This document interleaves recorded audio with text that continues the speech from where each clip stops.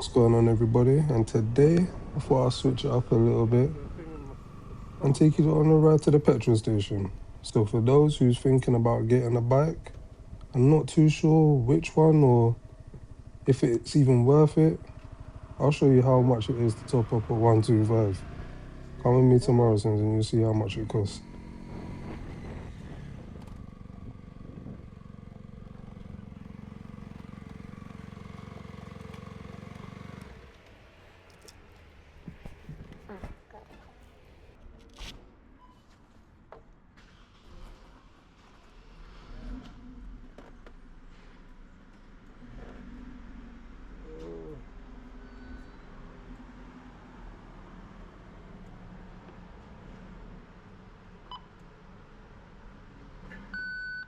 Mind your business, that's all.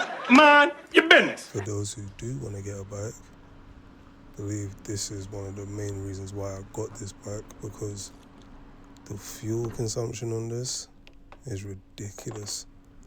I literally put in about £10 every 2-3 weeks, and I go to and from work near enough every day on it, which is about 22 miles roughly.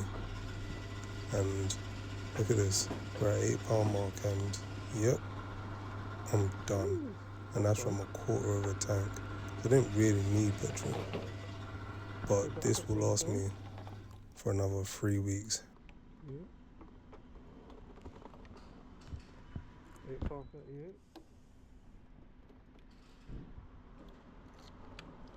That was more than a week. Like I said, when did I 22 miles a day, that's 5 days a week. And that's gonna last me 2 to 3 weeks, if not more, to be fair, because when I first got the bike it was on a full tank and I didn't put petrol in it for a whole month, and it wasn't even running out. I was on a quarter of a tank until I filled it again. Get yourself a bike, trust me, so much fun, and it costs way less than when I put petrol in my car. Yeah.